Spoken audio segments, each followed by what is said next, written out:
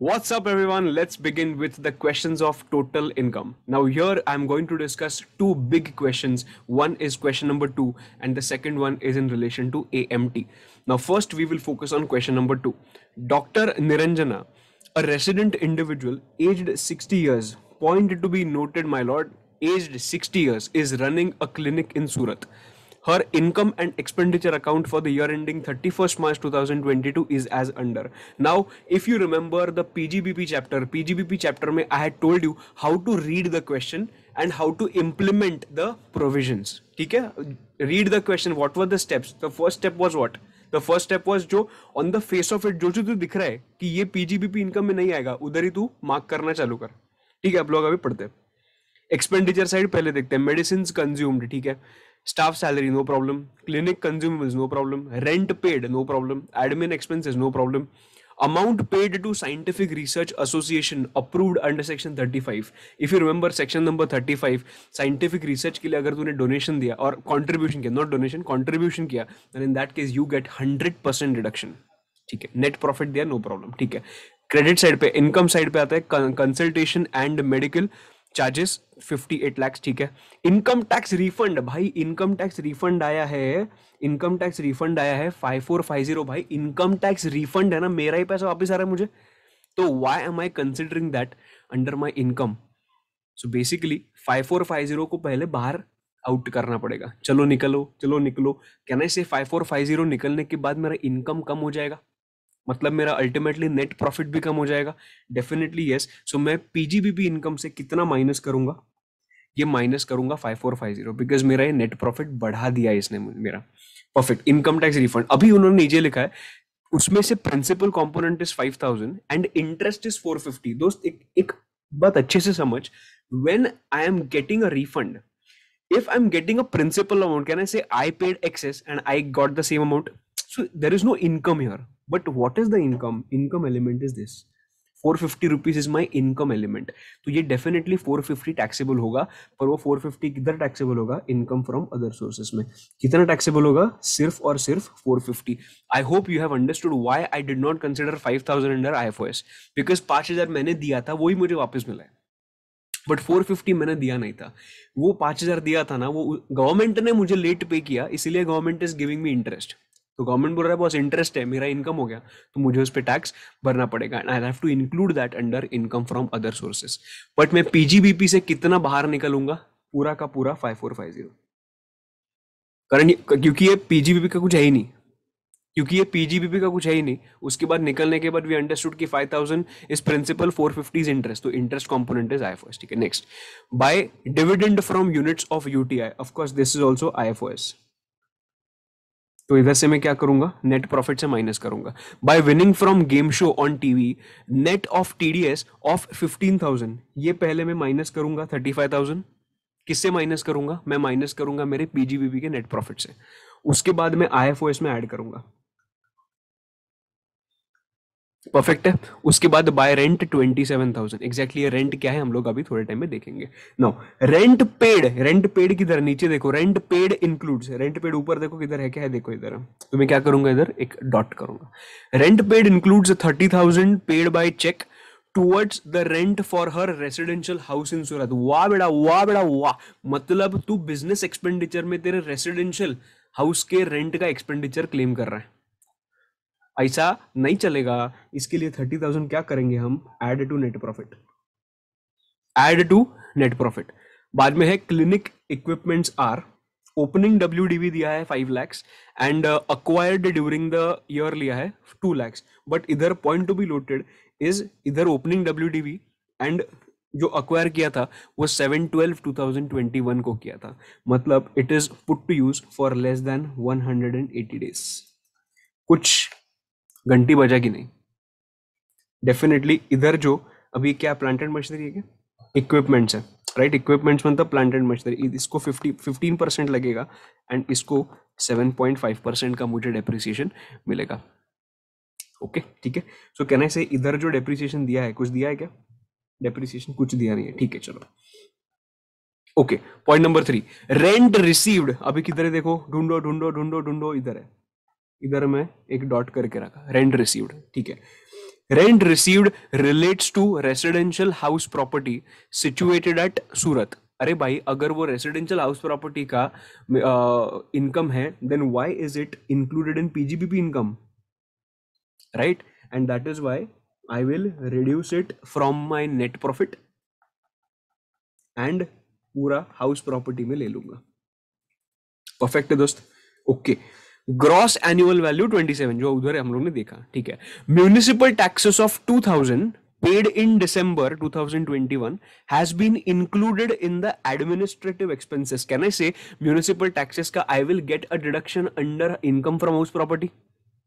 बराबर है, 2000 का मुझे डिडक्शन मिलने वाला है. बट उन्होंने बोला है ये जो 2000 है, this has been included in the administrative expenses. ये देखो एडमिनिस्ट्रेटिव एक्सपेंसेस, ये एडमिनिस्ट्रेटिव एक्सपेंसेस जो है, वो एडमिनिस्ट्रेटिव एक्सपेंसेस में मेरा कितना अमाउंट इंक्लूडेड है? मेरा अमाउंट इंक्लूडेड है 2000 का. मतलब कहने से I will have to add back 2000 to the net profit. I will have to add back 2000 to the net profit, right? ये देखो, ये ऐसा है. सो 2,55,000 में वो 2000 है, वो 2000 रुपीज का I have taken a deduction ना, बिकॉज 2,55,000 में ऑलरेडी है. So, but 2000 का deduction I'm already getting in income from house property, then I should not get the deduction again under income from PGBP, right? And that is why admin expenses में क्या करूँगा? 2000 add करूँगा to the net profit. एकदम बराबर 6, एकदम बराबर 6, वांदो नथी. Okay, so point number 3 is done. Point number 4. She received a salary of 7,500 per month from Full Cure Hospital, which has not been included in the consultation and medical charges. जो नीचे consultation and medical charges ये जो था ना, इसमें वो salary included नहीं है. बट ये क्या है? ये salary है दोस्त, ये salary है, इसीलिए वो क्या होगा? Income from salary होगा. Income from salary 7,500 per month, ठीक है. ओके, ये अलग हेड बनेगा इसका. Then doctor Niranjana. ओके, इसका कुछ भी नेट प्रॉफिट में इंपैक्ट आएगा क्या? इसका कुछ भी नेट प्रॉफिट पे इंपैक्ट आएगा क्या? नहीं आएगा, because they are specifically mentioned which has not been included in the consultation and medical charges. ठीक है. Point 5. Doctor Niranjana availed a loan of 5,50,000 from a bank for higher education of her daughter. ठीक है, उसने loan लिया था. She paid the principal amount of 1 lakh and the interest there on 55,000 during the previous year 21-22. ठीक है, मतलब तुझे समझा होगा, they are talking about section number 80E. Education loan लिया है फॉर हर डॉटर. ठीक है, इसका तुझे डिडक्शन मिल जाएगा. She paid 1 lakh as tuition fee not in the nature of development fees और donations to the university for full time education of her daughter. अरे भाई, सेक्शन नंबर 80C. बराबर एकदम. Amount of 28,000 has also been paid by check on 27th of March 2022 for her medical insurance premium. Medical insurance premium. अरे 28,000 है, 25,000 तक restrict होगा कि नहीं होगा? 25,000 तक रिस्ट्रिक्ट नहीं होगा, बिकॉज उसका क्या था एज? उसका एज था 60 years. And that is why it will not get restricted till 25,000. I will definitely get the entire deduction under section 80D. Perfect है जी. तेरा पूरा रीडिंग हो गया क्वेश्चन का. From the above compute the total income of doctor Shrimati Niranjana for the assessment year 22-23 which means financial year 21-22 under the regular provisions of the Income Tax Act 1961, assuming that she has not opted for 115 BAC. अभी हम लोग मस्त से question solve करेंगे, लिखेंगे. We will always start from computation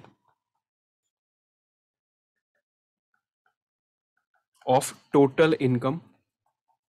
I want you to remove the notebook, pen, everything. You have to solve along with me. No option. Bed पे लेट के मत देखो मूवी जैसा. Computation of total income in the hands of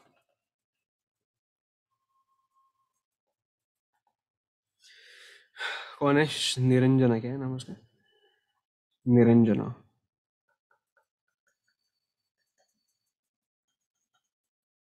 for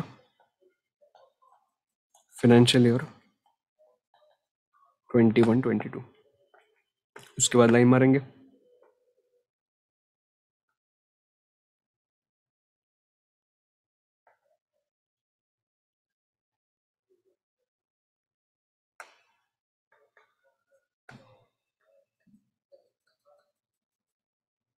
particulars rupees rupees. Perfect है। सबसे पहले now you have to understand the presentation.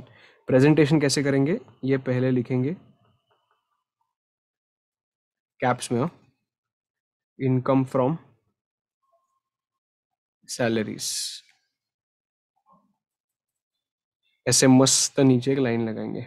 ठीक है, अभी सैलरी रिसीव्ड लिखेंगे इधर, कुछ मिला था ना 7,500 सैलरी रिसीव्ड। अभी एक मस्त कैलकुलेटर लेंगे, कितना था 7,500, 7,005, ये देखिए इधर लगा है, salary received of 7,500 per month. Okay, salary received of 7,500 per month. तो मैं इधर जाऊंगा, 7,500 पर मंथ मतलब इंटू 12, मतलब ये आया 90,000। नो, सैलरी के बारे में और कुछ भी तूने इन्फॉर्मेशन देखा था क्या? नहीं देखा था, इसीलिए less standard deduction under section 16,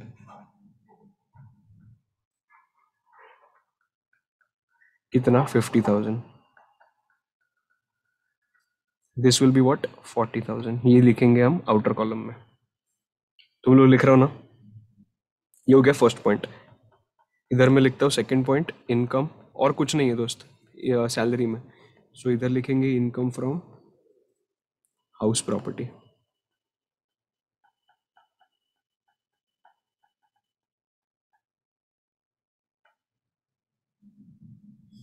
इसमें रेंट रिसीव्ड याद है क्या कुछ?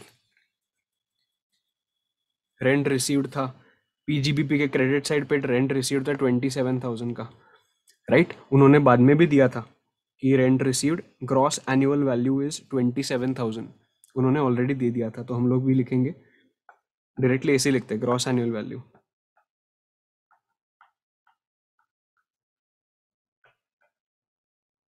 कितना 27,000। उसके बाद मैं रिड्यूस क्या करूंगा मालूम है? म्यूनिसिपल टैक्स 2,000 रुपीज का, बराबर ना?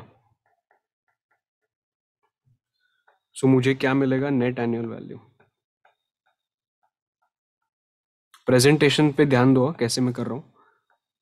ये आएगा 25,000 less deductions under section 24, a standard deduction under section, sorry, standard deduction at the rate of 30%। कितना आएगा? 25,000 पे 30% कम्स टू 7,500। और इज देयर एनी लोन और is there any housing loan which you have taken? No housing loan, तो इसीलिए सीधा 25,000 minus 7,500, 25,000 minus 7,500 comes to 17,500, and this is my income from house property.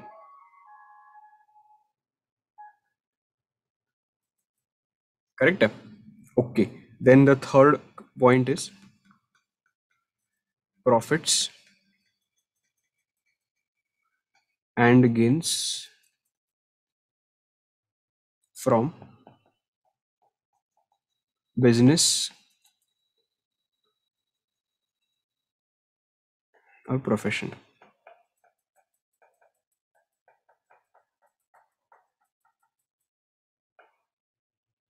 Perfect. उसके बाद we will always start the PGBP का question with net profit as per PNL. इधर PNL नहीं था, इधर क्या था? Income and expenditure account.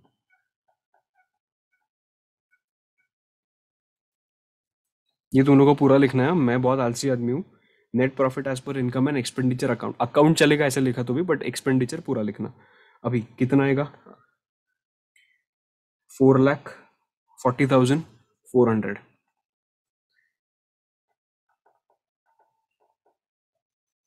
Okay, उसके बाद मैं लिखूंगा additions, disallowances, disallowed expenditures.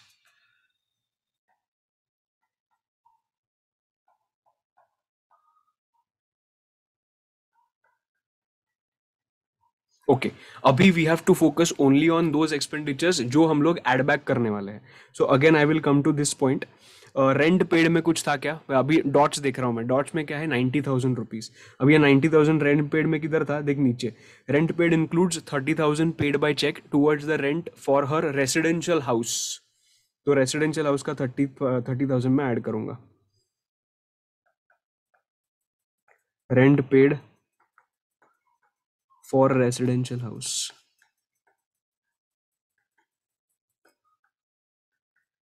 30,000। Okay, ये पहला पॉइंट हो गया। Administrative expenses 2,000 rupees. याद है क्या, एडमिनिस्ट्रेटिव एक्सपेंसेस में 2,000 रुपीज म्यूनिसिपल टैक्सेस थे। किधर लिखा है सर ये देखो नीचे लिखा है, किधर गया रे, ये देख इधर। The municipal taxes of 2,000 paid in December has been included in the administrative expenses। तो ये 2,000 रुपीज का हम लोग ने ऑलरेडी डिडक्शन ले लिया था ना रे? हाँ ले लिया था। परफेक्ट है। तो ये 2,000 का देखो इधर हम लोग ने डिडक्शन ले लिया था।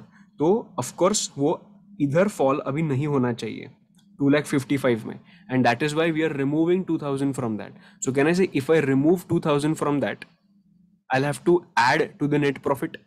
नेट प्रॉफिट ऐड होगा ना, 2,55,000 माइनस किया है तो 2,53,000 माइनस होना चाहिए। so, उतना ही नेट प्रॉफिट क्या होगा, बढ़ेगा। सो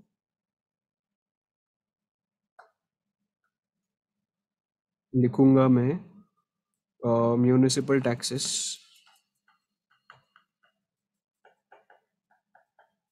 included in admin expenses, that is 2,000। अभी देख और कुछ है क्या, रेंट हुआ, एडमिन हुआ।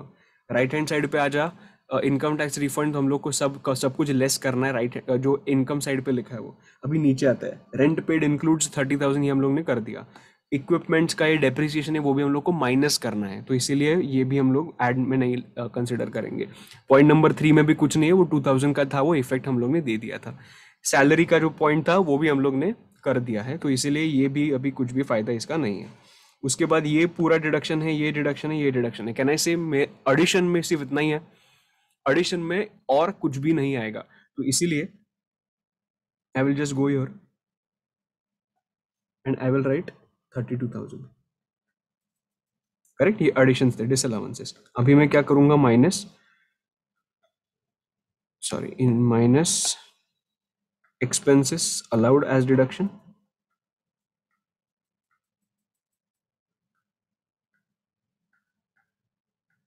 और इनकम to be considered separately।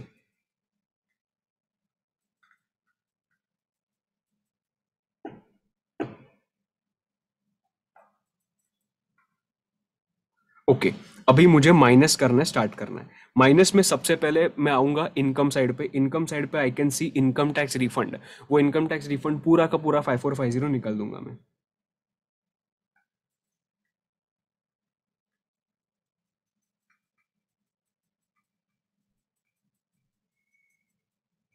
Bracket मत भूलना, 5450, परफेक्ट है। उसके बाद ये हो गया। उसके बाद dividend from units of UTI, actually IFOS में जाना चाहिए, इधर नहीं आना चाहिए। सो 10,500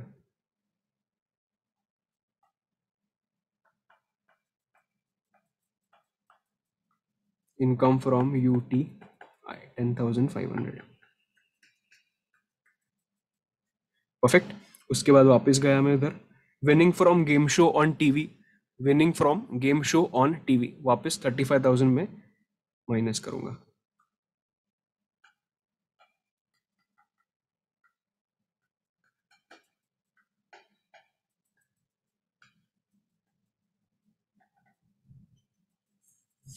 $35,000, परफेक्ट। ओके, वापस पीछे गया।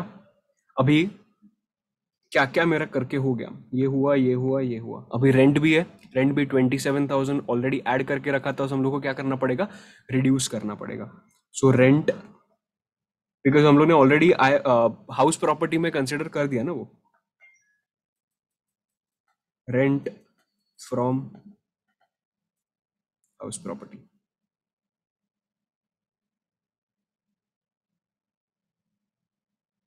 Okay, that is 27,000।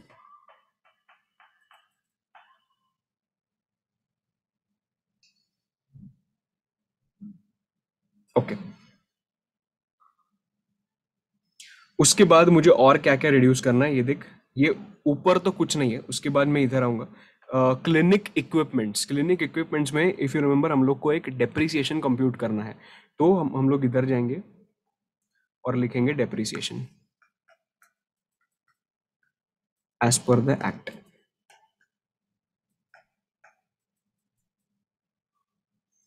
ओके, मुझे इसके लिए क्या करना पड़ेगा?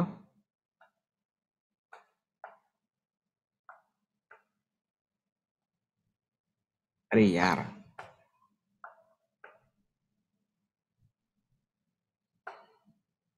हाँ, इधर मुझे लिखना पड़ेगा वर्किंग नोट 1। परफेक्ट। और मुझे और एक पेज ऐड करना पड़ेगा।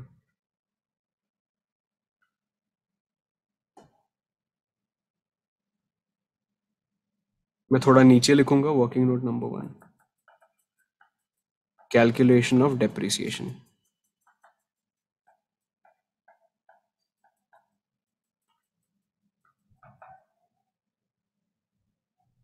Of clinical equipments.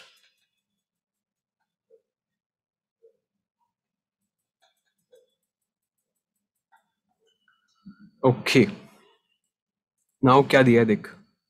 Opening WDV is 5 lakhs and acquired during the year by check is 2 lakhs.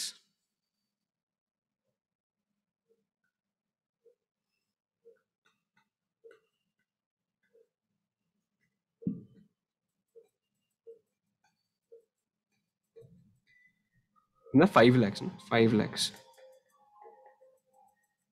and 17 नहीं 112 क्या था, 712 2021 को 2 lakhs का।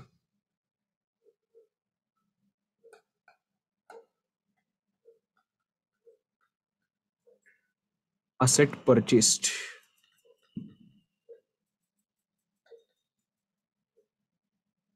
2 lakhs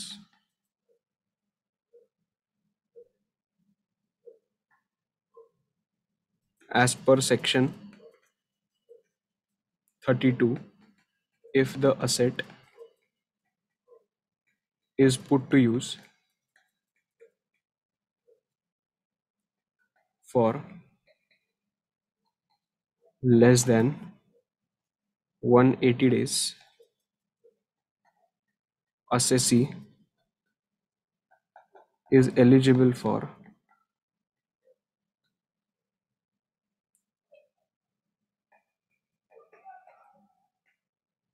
half rate of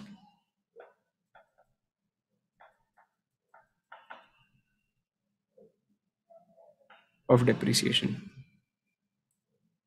for the half rate of depreciation. In the present case,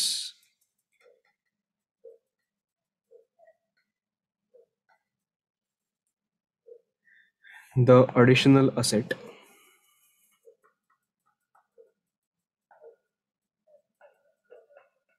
is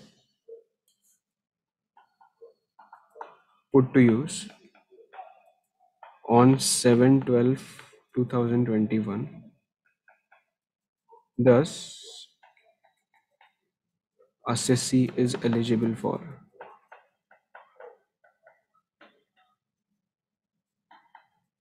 the depreciation at the rate of 7.5%. Therefore, depreciation is equal to 5 lakhs पे 15%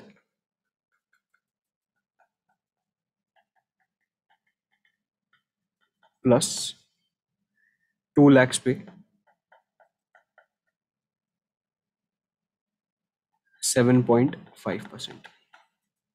5 lakhs पे 15% comes to 75,000 plus 2 lakhs पे 7.5% comes to 15,000.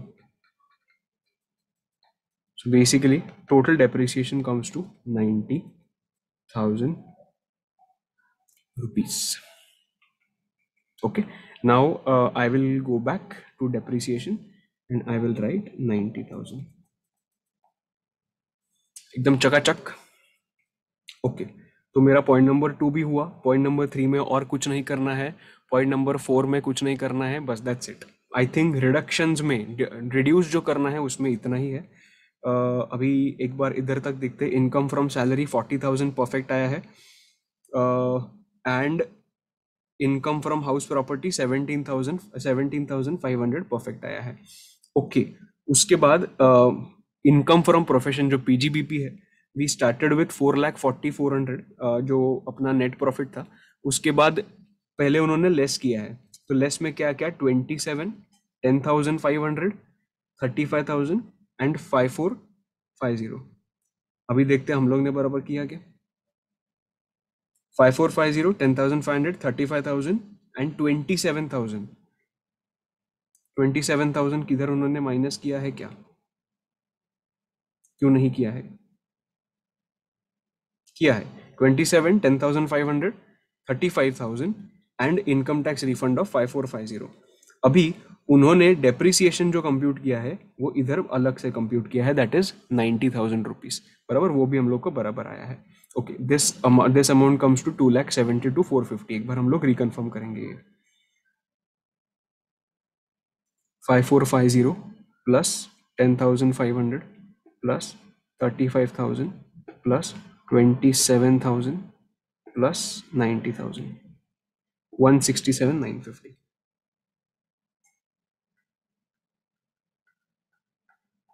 ये मैं minus करूंगा, right. So total 4,40,400, 4,40,400 plus 32,000, correct है, minus 167,950, okay, which comes to 3,04,450। अभी देखते हैं, 3,04,450, चकाचक परफेक्ट। ओके ओके, वो अलग ही खुशी होती है अभी भी। उसके बाद आता है इनकम फ्रॉम अदर सोर्सेस।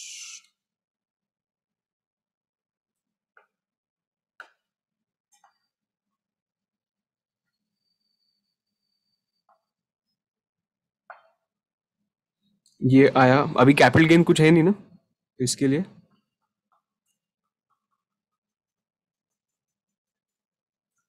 कौन सा कलर था, ब्लू था।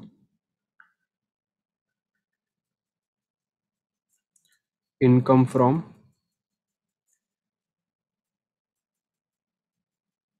अदर सोर्सेस, उस पे first point, interest on income tax refund, not income tax refund. Please ऐसे मत करना, interest on income tax refund कितना था, वो था 450, बराबर। सो 450 में उधर जाके लिख दूंगा। ओके, उसके बाद मेरा कुछ डिविडेंड भी था, डिविडेंड फ्रॉम यूटीआई, वापस में उधर जाऊंगा।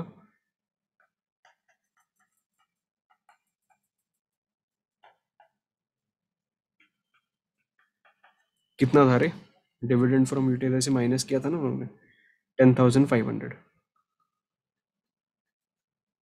ओके, और कुछ था क्या, यस था ना, winning from game show.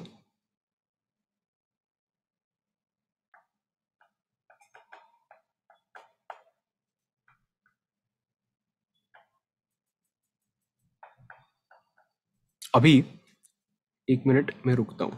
Winning from game show में उन्होंने लिखा, देख कैसे, winning from game show on TV net of TDS of 15,000, मतलब 35,000 जो है ना वो टीडीएस काटने के बाद का फिगर है।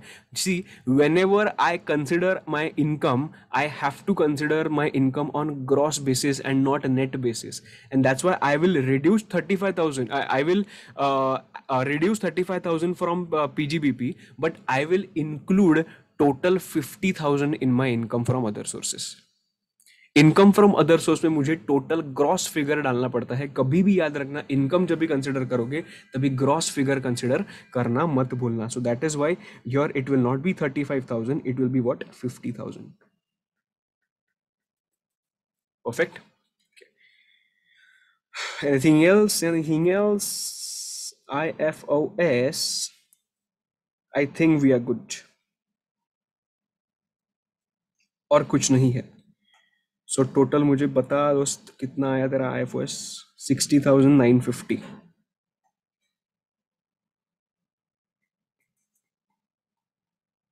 60,950 is your income from other sources.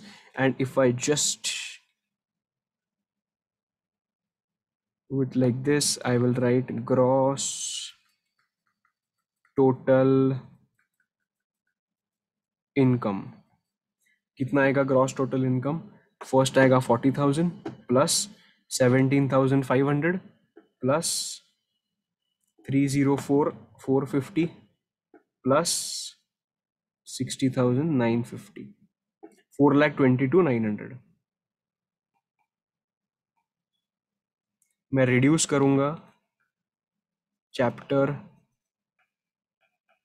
6A deductions, section 80C. क्या था? कुछ फीस थे ना, एजुकेशनल कुछ फीस थे, ट्यूशन फी.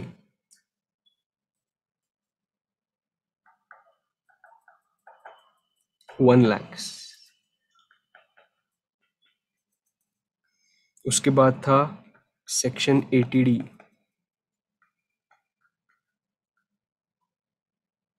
28,000. बाद में था याद है क्या, एजुकेशन का एक लोन लिया था, उसका इंटरेस्ट कंपोनेंट का मुझे डिडक्शन मिलता है 80E, educational loan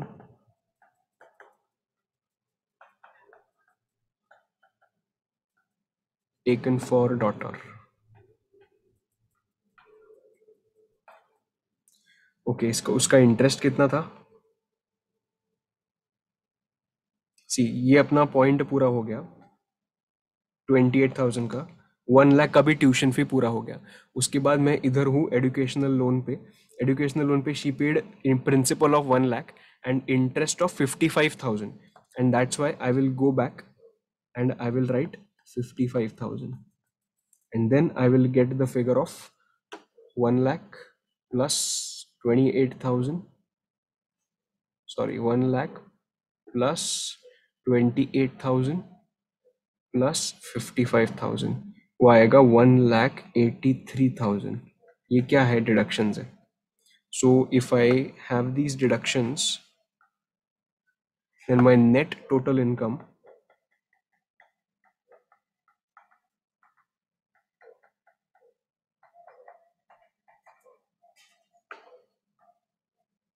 will be what?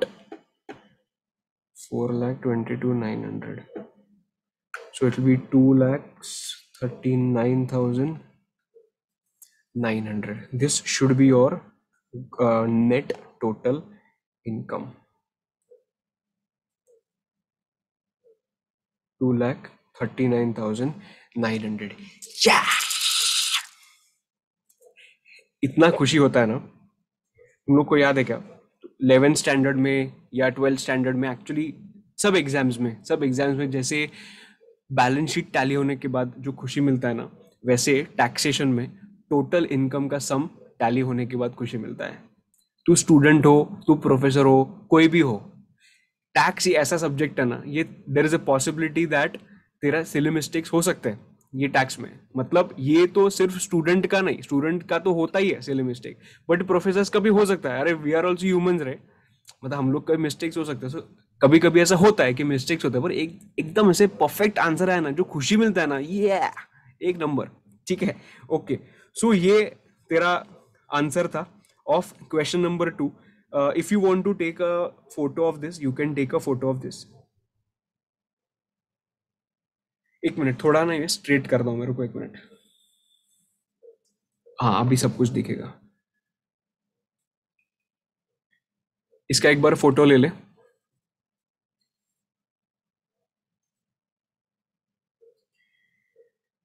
Okay, इसका भी एक फोटो ले ले. चलो बेटा, सेल्फी ले ले रे. सेल्फी मत ले. क्या सर इतने घटिया जोक मारते हो? ओके, ये लिखा क्या? वर्किंग नोट वन और वो सब लिखा। अभी तुम लोग को ऐसा प्रेजेंटेशन देने का है वो एग्जामिनर को। ऐसा प्रेजेंटेशन देने के बाद अगर अगर मार्क्स नहीं दिए तो मैं कुछ नहीं कर सकता, बट एक्चुअली मार्क्स देने चाहिए बिकॉज इतना अच्छा प्रेजेंटेशन तुम लोग ने किया है। ठीक है, इसमें याद क्या रखना है, इसमें इनकम फ्रॉम सैलरीज लिखो, अंडरलाइन करो, इनकम फ्रॉम हाउस प्रॉपर्टी लिखो, अंडरलाइन करो, तो इट लुक्स बेटर ना, एकदम चकाचक दिखता है यार। तुम लोग टाई पहन के गए तो कैसे दिखते हो, एकदम वाव, ऐसे लगता है कि नहीं? मतलब हम लोग खुद को ही बोलते हैं वाओ, बट ऐसा ही हम लोग का आंसर लिखने के बाद भी when ever you look at the answer ऐसे लगना चाहिए वाओ क्या लिखा है यार, जबरदस्त। अभी वो एग्जामिनर मार्क्स देगा नहीं देगा हम लोग को नहीं मालूम, पर मैंने तो बाप लिखा एकदम perfect. Okay, this was your question number 2। अभी आगे बढ़ते हैं with the next question. Now the next question is a very comprehensive question, that is question number 11. Question number 11 में तुझे सब कुछ मिलेगा। Question number 11 में तुझे SEZ का question मिलेगा। Question number 11 में तुझे 35 AD पे सॉल्व करने के लिए मिलेगा। बाद में AMT के बारे में पूछा है, बाद में 115 BSc के बारे में पूछा है। ये सब के बारे में उन्होंने एक क्वेश्चन में पूछा है, क्वेश्चन नंबर 11 में। तो हम लोग आराम से ये क्वेश्चन करेंगे अपने लिए। टोटल इनकम के लिए लास्ट क्वेश्चन होगा। Okay, mister x an individual set up a unit in SEZ in the financial year 17-18। ठीक है, financial year 17-18 में उसने एक SEZ में यूनिट सेटअप किया था। Perfect. For the production of washing machines the unit fulfils all the conditions of section 10AA of the income tax act 1961। 1961 में जो सेक्शन दिया है 10AA, उसमें जो जो प्रोविजंस है वो सब प्रोविजंस वो पर्टिकुलर असेसी फुलफिल करता है। ठीक है, now during the financial year 2021 he has also set up a warehousing facility in a district of Tamil Nadu for storage of agricultural produce। ठीक है, it fulfills all the conditions of section 35AD। 35AD में जो जो conditions थे वो उसने सब कुछ fulfill किए। इसका मतलब 35AD के अंडर उसको capital expenditure का deduction मिलेगा। Okay, capital expenditure in respect of warehouse amounted to rupees 75 lakhs including the cost of land is 10 lakh rupees. Now if you remember 35AD में हम लोग ने बोला था कैपिटल एक्सपेंडिचर का तुझे डिडक्शन तो मिलता है but you will never get the deduction of cost for the land. Basically capital expenditure का यूजुअली हम लोग को डिडक्शन नहीं मिलता पीएनएल डेबिट साइड पे, बट 35AD में specifically to give a push to those specific businesses उन्होंने specifically बोल दिया कि 35AD में जो जो बिजनेसेस है उनको थोड़ा सा धक्का मारने के लिए हम लोग कैपिटल एक्सपेंडिचर भी पीएनएल डेबिट साइड पे अलाउ करेंगे, but we will not allow you to take a deduction of purchase of land. अगर तूने कुछ लैंड परचेज किया होगा उसका हम लोग डिडक्शन नहीं लेंगे, बट बाकी सब का तुझे सब कैपिटल एक्सपेंडिचर का डिडक्शन मिल जाएगा। एकदम परफेक्ट है दोस्त। ओके, उसके बाद हम लोग आगे बढ़ते हैं। The warehouse became operational with effect from 1st April 2021 and the expenditure of 75 lakhs was capitalized in the books on that date। ठीक है, the relevant details for the financial year 21-22 are as follows। ये है profit of unit located in SEZ। SEZ में unit है 40 lakhs, export sales 80 lakhs, domestic sales 20 lakhs। Now profit sales दिया है, export turnover दिया है, डोमेस्टिक टर्नओवर दिया है। Can I say I will get the total turnover 80 + 20 is the total turnover, right? 1 crore. ठीक है, एक मिनट के लिए बाजू में रखते हो। Profit from operation of warehousing facility मतलब जो 35AD है before considering the deduction under section 35AD is 1 crore 5 lakh rupees. मतलब ये प्रॉफिट दिया है, उसके वही प्रॉफिट से हम लोग 35AD का डिडक्शन ले लेंगे। मतलब मेरे पास दो प्रॉफिट्स है, एक 35AD के बिजनेस का प्रॉफिट है और दूसरा SEZ का प्रॉफिट है। एक चीज ये एक चीज ध्यान में रखना। Okay, compute the income tax including AMT under section 115 JC liability of mister x for assessment year 22-23। मतलब कौन सा financial year? 21-22, both as per the regular provisions of the Income Tax Act and as per 115 BSc for assessment year 22-23 मतलब financial year 21-22। अभी ना तुझे पहले समझना पड़ेगा कि एग्जैक्टली वो लोग पूछ क्या रहे हैं। मतलब उन्होंने क्या पूछा है मालूम है?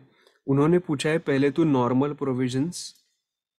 ओके, पहला पूरा क्वेश्चन पढ़ते हैं। Advice mister x weather he should opt for 115 BSc। What is 115 BSE? Are those 115 BSE is the alternative regime, alternative tax regime, which is given, which is an option which is given to an individual, whether he opts for the normal regime और he opt for the alternative tax regime, तो वो उसको decide करना पड़ता है assessee को कि वो उसको कौन से रिजीम में जाना है. अभी ये डिसाइड करने के लिए कहना है से I should have two figures so that I will be able to decide. Perfect. 115 BSC क्या था? 115 बीएससी में वो कंसेशनल रेट्स दिए थे, वो कंसेशनल स्लैब रेट्स दिए थे. वो जो कंसेशनल स्लैब रेट्स थे वो कंसेशन कभी मिला when you are not taking any exemptions and deductions.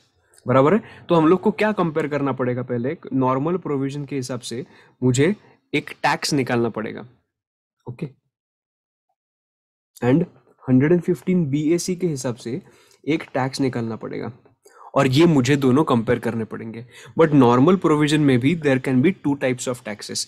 एक है tax as per income tax, मतलब टैक्स मैंने निकाला, ये आया दिस, एंड मुझे एएमटी का भी टैक्स निकालना पड़ता है. Because see whenever you get this 35AD SEZ, तुझे हिंट मिलना चाहिए कि तुझे एएमटी भी कैलकुलेट करना है. सो वो इफ यू रिमेंबर एएमटी में क्या बोला था, तेरा जो ये टैक्स है ना, ये टैक्स तो ठीक है बट एटलीस्ट तुझे इतना इतना टैक्स पे करना पड़ेगा. सो कैन आई से वो जो दिया था प्रोविजन वो किस में दिया था? एएमटी में दिया था. ये इधर एएमटी का कंप्यूटेशन इधर होगा. And then I will compare my tax and AMT tax whichever is higher. ये जो विच एवर इज हायर है ना, ये विच एवर इज हायर मैं इधर शिफ्ट करूंगा. And this figure I will compare with 115 BSc. मतलब तुम लोग को समझ रहे हैं कितने कंप्यूटेशन होंगे? इधर फर्स्ट कंप्यूटेशन होगा मेरे हिसाब से, जो कंप्यूटेशन होता है ना, ये फर्स्ट कंप्यूटेशन होगा. उसके बाद एएमटी का दूसरा कंप्यूटेशन होगा. एंड उसके बाद विच एवर इज हायर के बाद I will get this figure and I will compare that figure with my third computation of 115 BSC. It's a big question. See there is a possibility कि ये ऐसा question ना आए, but ये ऐसा एक ही क्वेश्चन है जिसमें एएमटी भी कवर्ड है, नॉर्मल टैक्स भी कवर्ड है, 115 बीएससी भी कवर्ड है. So to understand the concept of 115 BSC and AMT, ये एक साथ कैसे आते हैं ये समझना इंपॉर्टेंट होता है. And that is why I am solving this question, because this question is a bit different question than other questions. Right. तुझे समझा होगा अभी 3 कंप्यूटेशंस करना है. एक पहला झगड़ा मुझे किसके लिए करना है? ये टैक्स निकालने के लिए. ये टैक्स निकालने के लिए मुझे 2 टैक्सेस कंप्यूट करने पड़ेंगे. एक tax as per my provisions, income tax provisions. दूसरा आता है टैक्स एज पर एएमटी, वो होता है ना 18% ऑफ एडजस्टेड टोटल इनकम, वो वाला. ओके. और मैंने तुम लोग को बोला था कि जो नवंबर में है, नवंबर दिसंबर में बैठ रहे हैं जो स्टूडेंट, उनके लिए the rate is 18.5 AMT rate. But जो मई एंड जून के बाद बैठ रहे हैं, May and June and onwards बैठ रहे हैं, उनके लिए the AMT rate is going to be how much? AMT rate is going to be 15%. Perfect है. ओके. सो अभी हम लोग को कितने कंप्यूटेशंस करने हैं? अभी हम लोग को 3 कंप्यूटेशंस करने हैं. फर्स्ट हम लोग we will first focus only on normal provisions. एक बार पहले इधर फोकस करते हैं, उसके बाद इधर फोकस करते हैं, उसके बाद हम लोग जाएंगे 115 बीएससी में. ओके. अभी मैं कैसे लिखेंगे ये पहले तुम लोग को दिखाता हूं. मैं ऊपर लिखूंगा, आराम से लिखना एकदम, कंप्यूटेशन ऑफ टोटल इनकम. हाँ. और एक गलती स्टूडेंट्स क्या करते हैं मालूम है? They compare the income with AMT. अरे भाई नहीं, you have to compare the tax amount. और इसके लिए ना ये बहुत कम सम्स है जिधर टैक्स कंप्यूट करना पड़ता है. तो ये one of this is one of those sums where you have to compute the tax, you have to apply the surcharge if required. And of course you are not, you should not forget the health and education cess. Right. इधर tax compare करना है, income नहीं. ये दिमाग में fit करना. ठीक है. अभी मैं इधर लिखूंगा computation of total income and tax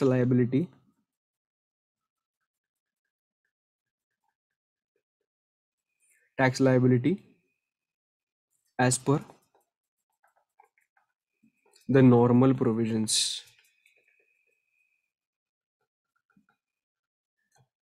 for financial year 21-22. अभी ऐसा एक मस्त चकाचक लाइन मारेंगे, उसके बाद ऐसा कुछ करेंगे, ऐसा भी कुछ करेंगे, इधर लिखेंगे पर्टिकुलर्स. Rupees rupees. उसके बाद अंदर मैंने तुम लोग को बोला था कि वी हैव टू इनकम्स, एक एसईजेड का इनकम है और दूसरा कौन सा इनकम है, 35 एडी का इनकम है। तो मैं पहले एसईजेड का इनकम लूंगा। अभी profit of unit located in SEZ 40 lakh दिया हुआ है।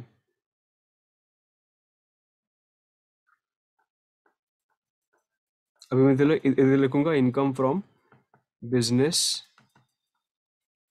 And profession.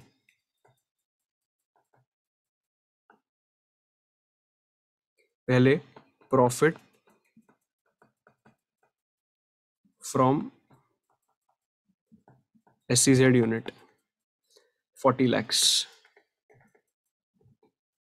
अभी मुझे क्या करना है, 10 AA का डिडक्शन लेना है ना, तो इसीलिए मैं रिड्यूस करूंगा डिडक्शन अंडर सेक्शन 10 AA। इसमें कैसे करूंगा, total profit, total profit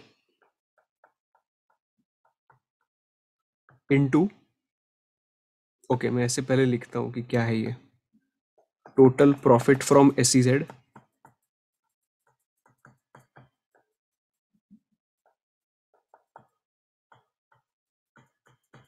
into export turnover upon total turnover. Okay, total profit कितना है, 40 लाख इनटू एक्सपोर्ट टर्नओवर कितना है, इधर लिखा है देखो, profit is 40 lakhs, export turnover is 80 lakhs and domestic turnover is 20 lakhs. So export is 80 upon, अभी 80 lakhs नहीं लिखेंगे, पूरा लिखते हैं, अपॉन टोटल टर्नओवर, मतलब एक्सपोर्ट प्लस डोमेस्टिक दोनों 1 करोड़।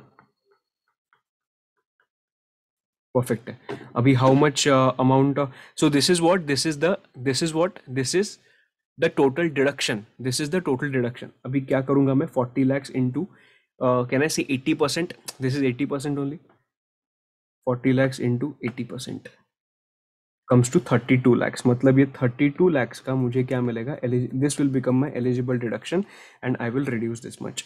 ये मेरा आ गया इधर 8 lakhs। सो मेरा प्रॉफिट फ्रॉम एसईजेड कितना आया, 8 लाख रुपीस। अभी मैं आगे बढ़ता हूं, देख उन्होंने आगे क्या दिया है, देख सी, profits from operational warehousing facility, warehousing facility से इतना प्रॉफिट हुआ 1 crore 5 lakh rupees. Perfect. So profit from operation of warehousing facility ऐसे लिखूंगा,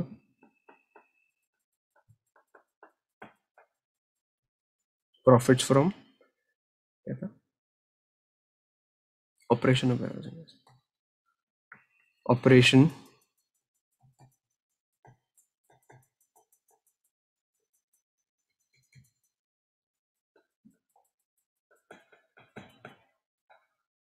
ओके, इट इज व्हाट, चलिए काम करते, ऊपर का जो फिगर है ना वो आउटर कॉलम में लिखते हैं। इसका फिगर है 1 करोड़ 5 लाख। अभी मैं लेस करूंगा डिडक्शन अंडर सेक्शन 35 AD। भी कितना है, 35 AD का डिडक्शन, 75 lakhs टोटल उसका कैपिटल एक्सपेंडिचर है, पर उसमें inclusive of 10 lakhs of cost of land है, और इसके लिए we will not consider cost of land here. So deduction under section 35 AD में कितना लिखूंगा मैं, 65 lakhs।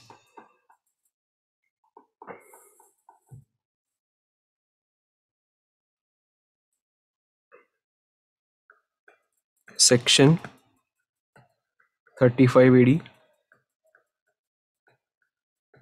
does not allow the assessee to avail the deduction of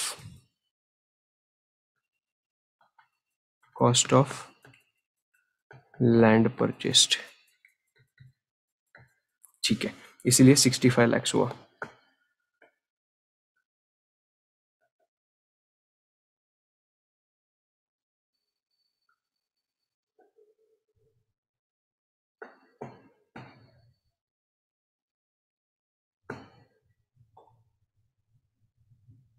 अरे क्या होता है यार ये. Okay. Now if I reduce this, I will get the figure of how much? 105. 105 minus 65 lakhs comes to 40 lakhs. So total income from PGBP कितना आएगा? 48 lakhs. Perfect है? So profits and gains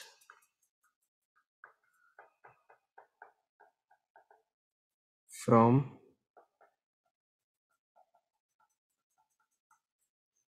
business and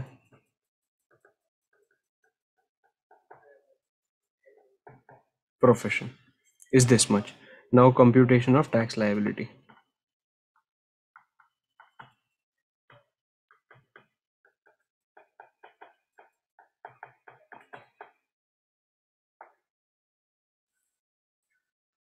अभी computation of tax liability 48 lakhs का है. अभी एक एक चीज, अगर एक एक चीज नहीं किया तो भी चलेगा. 0 to 2.5 नील, 2.5 to 5 lakhs, कितना 5%, और ये सब इतना डिटेल में नहीं दिखा है तो भी चलेगा. But if you want to show you can show, कुछ प्रॉब्लम नहीं. हम लोग दिखाएंगे, हम लोग के पास बहुत टाइम है.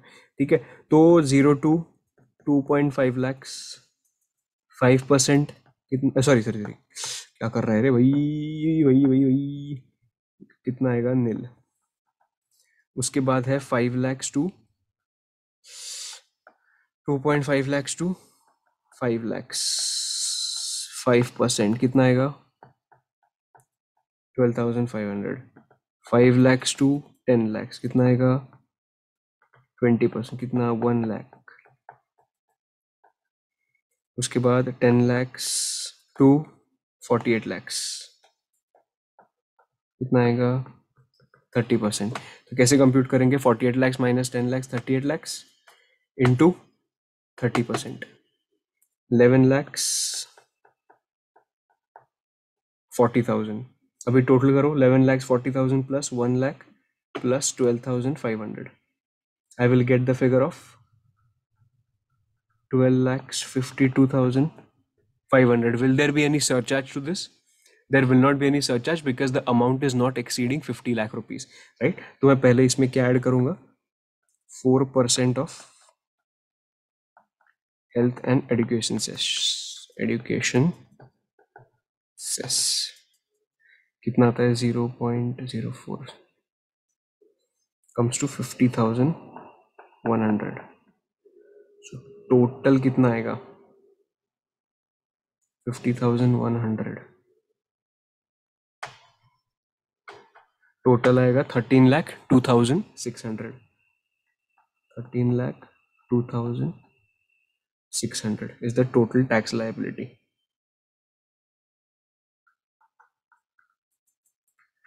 तुम लोग लिख रहे हो ना साथ साथ?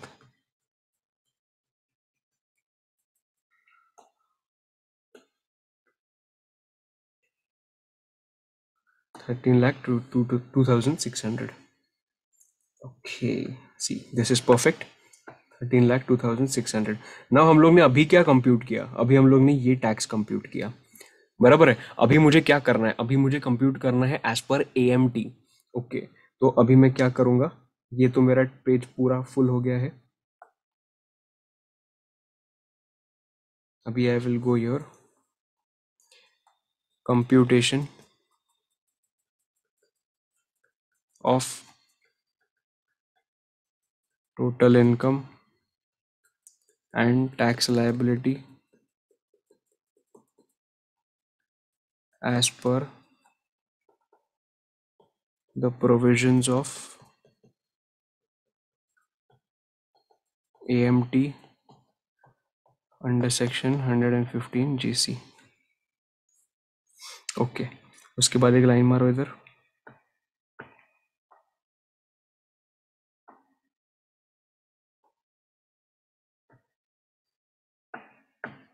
इधर लिखो particulars rupees.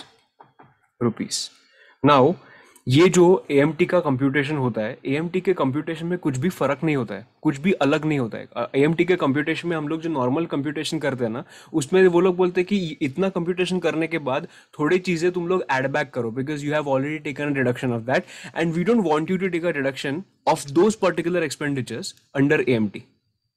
I am repeating what I said. AMT के कंप्यूटेशन में कुछ भी अलग नहीं करना है। एएमटी का कंप्यूटेशन कैसे करना है, पहले तूने जो नॉर्मल कंप्यूटेशन किया था उसके हिसाब से तुझे 48 lakhs का टोटल तुझे इनकम मिला, बराबर है 48 lakhs, but you have deducted certain expenditures, right? So you have deducted certain expenditures, मतलब तूने कौन सा स्पेसिफिक डिडक्शन लिया था, बट एएमटी के प्रोविजन में लिखा है कि तुझे जो इनकम आएगा उसमें स्पेसिफिक ये डिडक्शंस नहीं होने चाहिए। बट सिंस 48 lakhs में ऑलरेडी डिडक्शन लेने के बाद 48 lakhs आया था, सो जो जो डिडक्शंस एएमटी के हिसाब से नहीं आने चाहिए वो मैं क्या करूंगा, एड बैक करूंगा।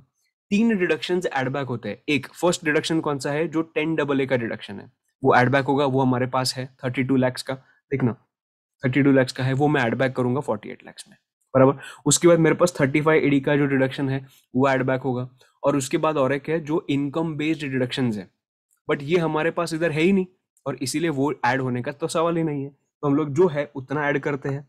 सो इधर मैं लिखूंगा total income as per normal provisions.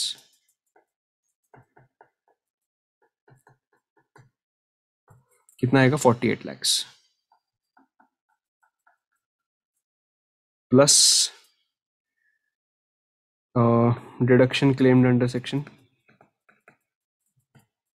10 AA add करूंगा। कितना था 10 AA का डिडक्शन, 32 lakhs, सो मैं इधर 32 lakhs लिखता हूँ। ओके, और मैं क्या करूंगा, और मैं ऐड करूंगा 35 AD deduction under section 35 AD। कितना लिया था, 65 lakhs का मुझे डिडक्शन मैंने ले लिया था उधर, तो मैं कितना ऐड करूंगा, 65 lakhs। बट मैंने एक चीज तुम लोग को बोला था कि since see when I took the deduction of 65 lakhs in as per the normal provisions, can I say I did not take a deduction of depreciation, because I had already taken deduction of 35 AD, बराबर। अभी if government is asking me कि boss तुझे 35 AD का deduction नहीं मिलेगा, तो मैं government को बोल सकता हूँ ठीक है 35 AD का डिडक्शन मत दो, पर मुझे डेप्रिसिएशन का तो बेनिफिट दो, बिकॉज जो 48 lakhs मैंने कंप्यूट किए थे, in that 48 lakhs I had not deducted my depreciation amount, and that is why if I'm adding back that 35 AD, then definitely I am eligible for depreciation under section 32, and that's why I will reduce what, depreciation under section 32 at the rate of 15%। Okay, okay, अभी देखते हैं 15% है क्या है, क्या दिया, क्या लिया था उसने। Capital expenditure in respect of warehouse amounted to 75 lakhs, including the cost of land, rupees 10 lakhs. The warehouse became operational with effect from 1st April 2021, and expenditure of 75 lakhs was capitalized in the books as on that date. अभी warehouse के related expenditure था, मतलब कहने से ये building के block में आना चाहिए। अभी building के block में आया तो कितना परसेंट depreciation मिलेगा, मुझे 10% depreciation मिलेगा। So 10% of what, 65 lakhs, मतलब 6,50,000। लोगों को समझा 10% क्यों लिया।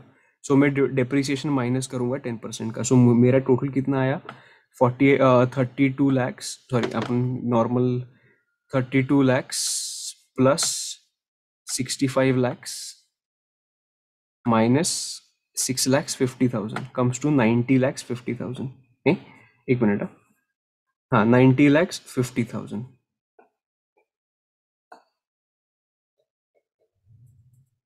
ये मैं आउटर कॉलम में लिखता हूँ,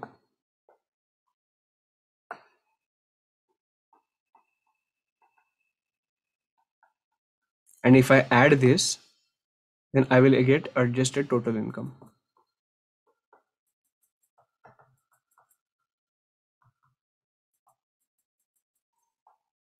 plus 48 lakhs. If I do, I will get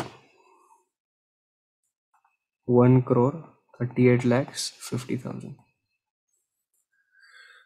See,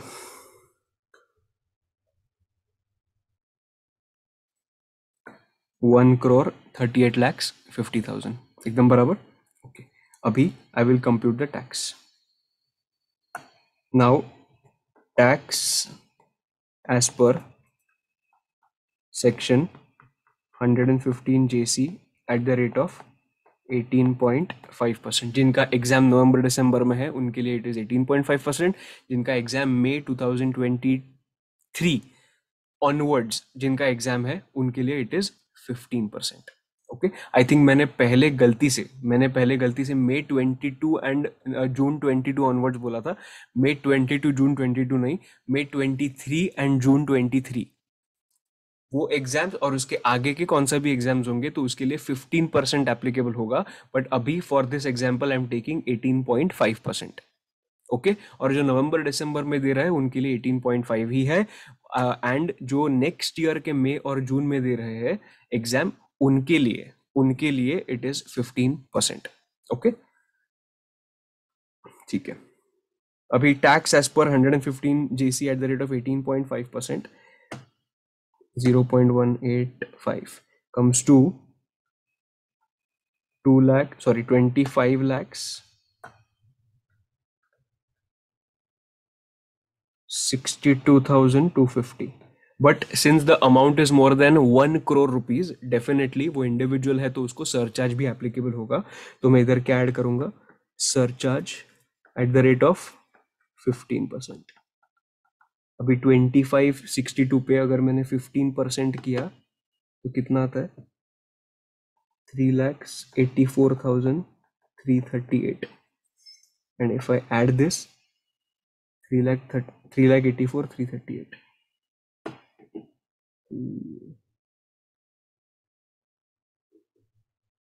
I will get the figure of 29,46,588.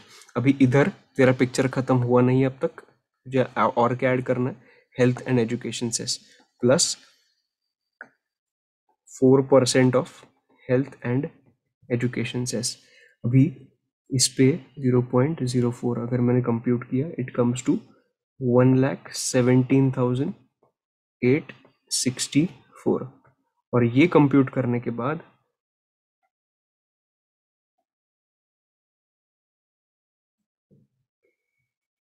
मुझे फाइनल फिगर मिलेगा टैक्स एज पर AMT कितना है, 117,863 ना.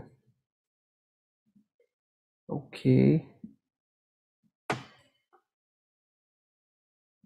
117,864. I will get the figure of 30,64,452. 30,64,452 is the amount of tax as per AMT. एक बार देखते perfect है कि नहीं. यस, 30,64,450. अभी इधर 452 आया but this is because of the rounding off difference. 64,450 एकदम परफेक्ट है. नाउ एज पर AMT कितना टैक्स आ रहा है मुझे, एज पर AMT टैक्स आ रहा है 30,64,000. वापस मैं तुम लोग को दिखाता हूँ हम लोग क्या कर रहे हैं. अभी मुझे ये AMT के हिसाब से टैक्स आया. अभी मैं क्या देखूंगा, अभी विच एवर इज हायर देखूंगा कि नहीं, बराबर ना, विच एवर इज हायर देखूंगा. तो विच एवर इज हायर में नॉर्मल प्रोविजन के हिसाब से I am required to pay tax at 13,02,600. But AMT के हिसाब से I am required to pay tax of 30,64,450. There since the tax as per AMT, since the tax amount as per AMT provisions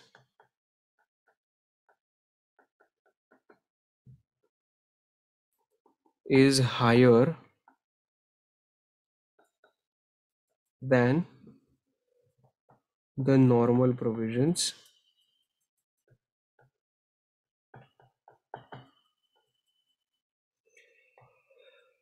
assessee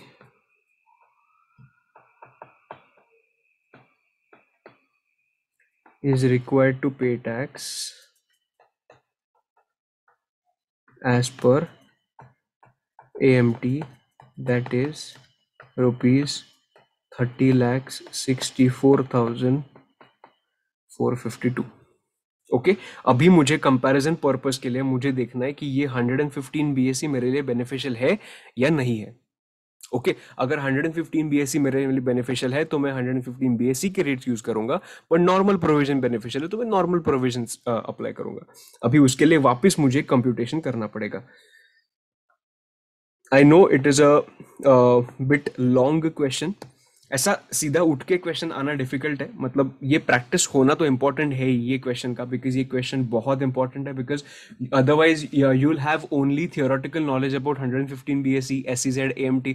सिर्फ theoretical knowledge मतलब नहीं है, एक अच्छा तुम लोग को सम सॉल्व करना इंपॉर्टेंट है, and this is that sum, and that is why I am covering that. Okay there is a reason why I am covering that question. Okay उसके बाद है computation of total income and tax liability as per section 115 BAC. अब एक छोटा सा line मारेंगे.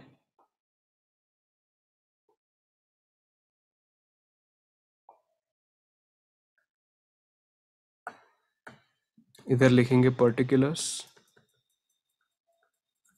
Rupees.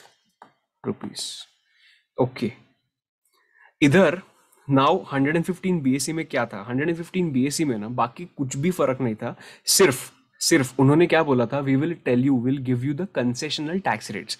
और एक कंसेशनल टैक्स रेट्स हम लोग जो दे रहे हैं ना उसके बदले में हम लोग कुछ छीन के लेंगे, and that is your deductions and exemptions. अभी हमारे एग्जाम्पल में और हमारे क्वेश्चन में कौन से डिडक्शंस एंड एग्जम्पशंस है वो 115 BSc में फॉलो रहा है, जो सेम डिडक्शंस एंड एग्जम्पशंस जो हम लोग ने किधर कंप्यूट किए थे, AMT में कंप्यूट किए थे. ओके AMT में जो हम लोगों ने डिसअलाउ किए वो हम लोग को इधर भी डिसअलाउ करने पड़ेंगे, बिकॉज वो exemptions and deductions are not allowed under section 115 BSc. मतलब कोइंसिडेंटली ये दोनों प्रोविजंस, ये क्वेश्चन में ये दोनों प्रोविजंस का आंसर सेम, दोनों मेथड्स का आंसर सेम होगा. 115 BSc का भी आंसर सेम होगा एंड AMT का भी इनकम का आंसर सेम होगा. तो I'm repeating what I said right now. I'm saying that 115 BSc में they have just given the concessional rates, but एक बार जो कंसेशनल रेट्स दिए ना उसके बदले में उन्होंने क्या क्या लिया है मेरे से, उन्होंने मुझे बोला कि तू एक भी एग्जाम्पशन नहीं ले सकता, एक भी डिडक्शन नहीं ले सकता, and there was a big list on of those exemptions and deductions. वो जो लिस्ट था उसमें दो चीज थे, एक deduction under section 10AA and deduction under section 35AD. ये जो 35AD एंड 10AA है तो उसका मुझे डिडक्शन नहीं मिलेगा, उन्होंने स्पेसिफिकली बोल दिया था. तो इसीलिए मैं इधर वापस यही लिखूंगा, tax as per normal provisions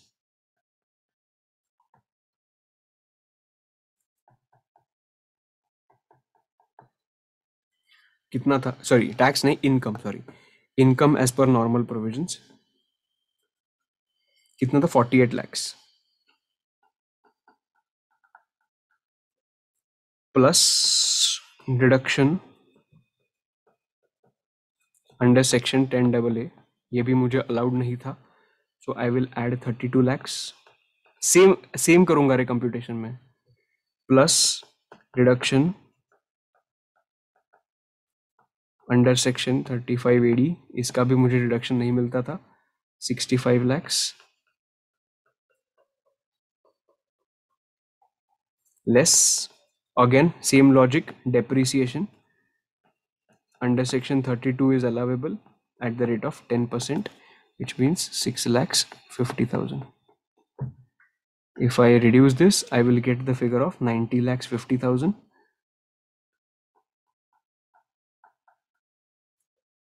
उसके बाद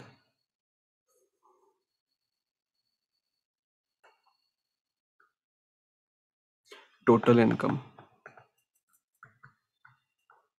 What is the total income? Total income is 1,38,50,000. 1,38,50,000. अभी जो हम लोग टैक्स कंप्यूट करेंगे ना, इधर टैक्स कैसे कंप्यूट किया था, सीधा 18.5% लिया था एएमटी का, बट इधर एएमटी का रेट ऑफ कोर्स नहीं लगाएंगे, because what are we doing, we are identifying 115 BSC का टैक्स। व्हाट आर वी कंप्यूटिंग, ये मत भूलना, ये सबसे इंपॉर्टेंट है। मैं ये 115 बीएससी के हिसाब से टैक्स कंप्यूट कर रहा हूँ, और इसीलिए 115 बीएससी के जो कंसेशनल रेट्स है वो कंसेशनल रेट्स हम लोग इधर अप्लाई करेंगे। ओके, हम लोग के पास एज आई सेड बहुत टाइम है, और इसके लिए टैक्स कंप्यूटेशन हम बहुत अच्छे से करेंगे।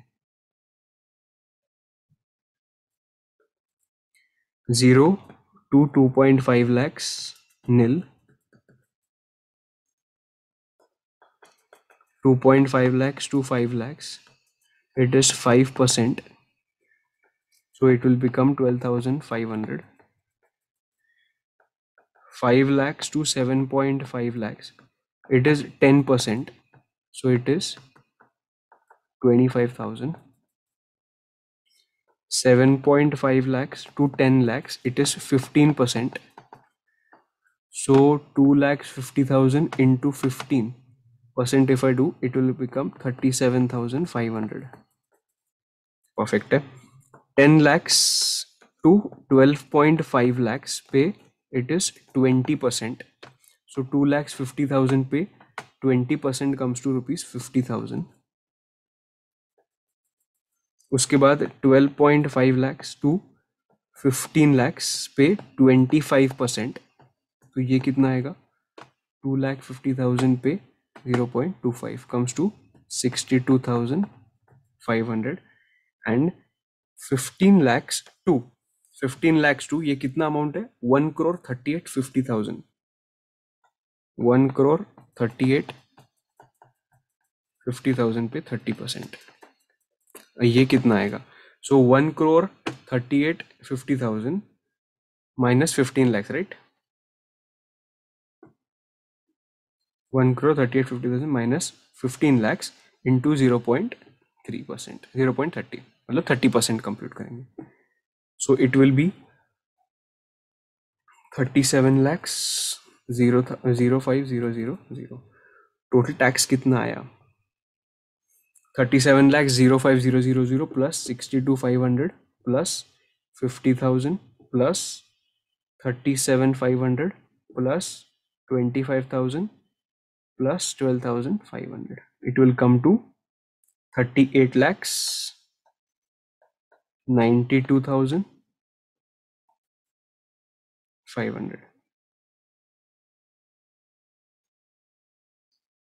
38 lakhs 92,500 is the amount. This is the tax amount. This is the tax amount. Okay, ये एक बार हम लोग verify करेंगे. Are we on the right track?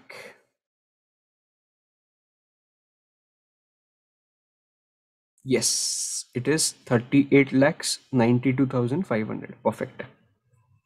अभी अभी अभी अभी इस पे सरचार्ज ऐड होगा कि नहीं होगा, डेफिनेटली होगा, बिकॉज मेरा total income is more than 1 crore rupees, इसीलिए इस पे मैं सरचार्ज भी ऐड करूंगा।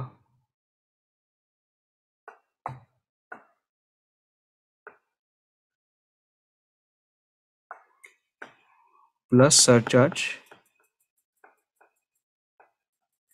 at the rate of 15%, because it is more than 1 crore, right?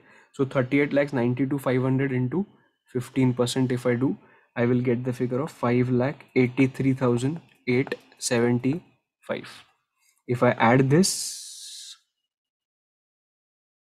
कितना होता है, प्लस 583,875, 583,875 comes to 44,76,375, प्लस मैं लिखूंगा 4% of health and education cess into 4%,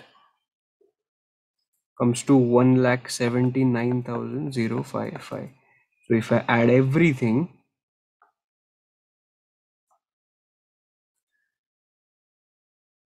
I will get the figure of 44,76,375 plus 179,055. It is 46,055 lakhs. Sorry, 46,055.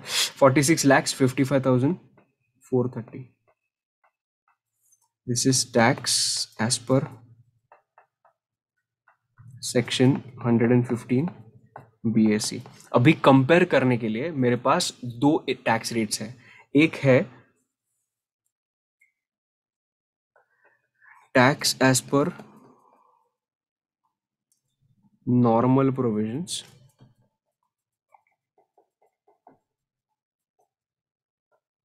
इधर normal and AMT whichever is higher वाला लेने वाला हूं मैं. ये तेरे लिए लिख रहा हूं मैं, ये तेरे लिए लिख रहा हूं सो दैट तुझे याद रहेगा क्या है.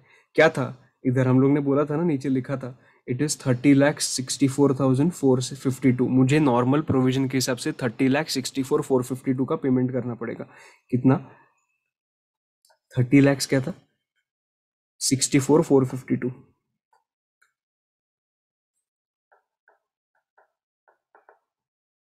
अभी अभी देखो, अभी मुझे कंपैरिजन करने के लिए इजी रहेगा, इजी एकदम. देखो, tax as per normal provision है 30 lakhs and tax as per 115 BSE है 46 lakhs. You only tell me which provision will I apply. Will I go for the new tax regime or will I stick to the old tax regime? Definitely and definitely I am a sane person yet. मैं अभी भी होश में हूँ और इसके वजह से मुझे सीधा सीधा दिख रहा है कि assessee is advised to opt old tax regime as the tax liability is lower than the tax liability as per section 115 BAC. ये हम लोग ने लिख दिया, परफेक्ट है. तो मैं नॉर्मल टैक्स रिजीम के हिसाब से टैक्स भरूंगा definitely, because it is more beneficial to me.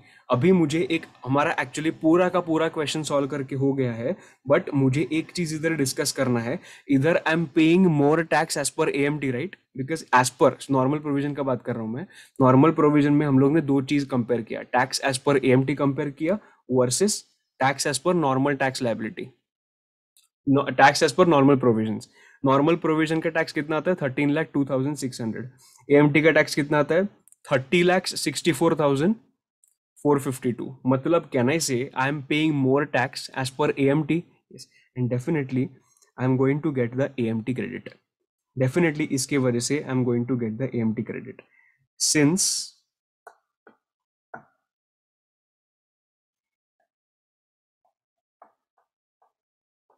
the assessee is paying tax as per AMT. He is entitled for the AMT credit for the excess amount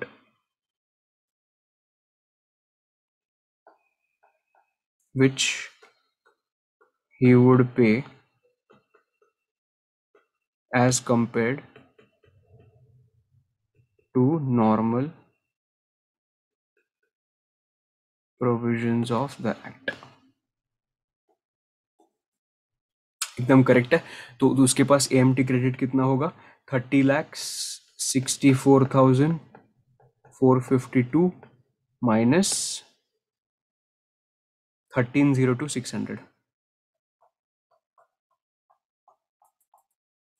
ये जो resulting figure होगा, this is going to be that person's AMT. I think ये भी उन्होंने I think बाद में लिखा है. सी, total AMT credit to be carried forward as per section 115 JEE is 30,64,450 less the tax liability of 13,02,600.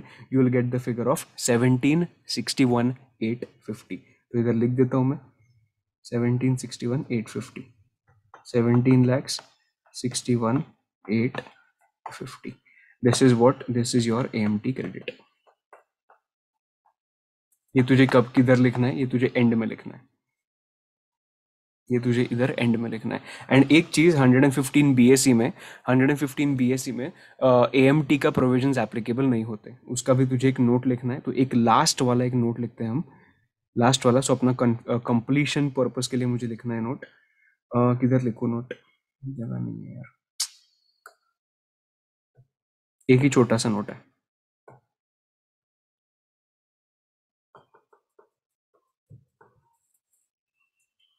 Provisions of AMT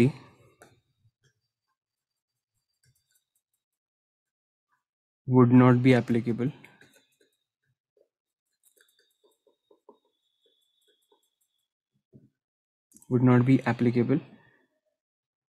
in case the assessee has opted for section 115 BSc.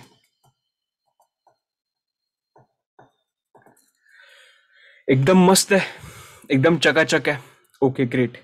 अभी we are done with this question. ये इतना बड़ा question था, वो पूरा इतना बड़ा question हम लोग ने बहुत टाइम देके अच्छे से कवर किया है.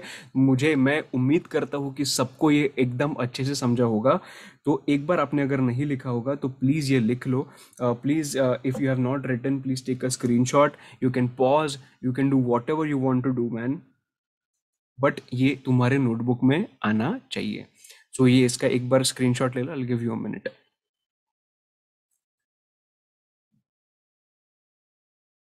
ओके हुआ. ये तेरा सेकंड पेज है, ये तेरा सेकंड पेज है. इसका भी एक बार स्क्रीनशॉट ले लो. लिया. ओके. ये अपना थर्ड पेज है, इसका भी एक बार मस्त स्क्रीनशॉट ले लो. डन. एंड ये अपना फोर्थ लास्ट पेज है. तो अपना फोर्थ ये लास्ट पेज है. इसके बाद कुछ नहीं है. See it was a big question, but as I told you it was covering a lot of new things for you, and that's why I thought of covering this question for you. I hope you are clear with all the concepts which we discussed. Thank you very much for watching my lectures. I am hoping that these lectures and these videos are helping you. You can definitely share your feedback on these videos. आपको पसंद आ रहा है, नहीं आ रहा है, I am open for all the feedbacks. If you send some positive vibes, definitely it will help me to grow further and make some more interesting videos for you. And please, if you have any kind of difficulties while solving the questions and anything related to studies, you can definitely contact me. You know that I will definitely respond to you, right? Okay, chalo, bye bye, see you and take care. Happy studying. I'm repeating this again. If you have any queries, please reach out to me without any hesitation. Take care and bye bye.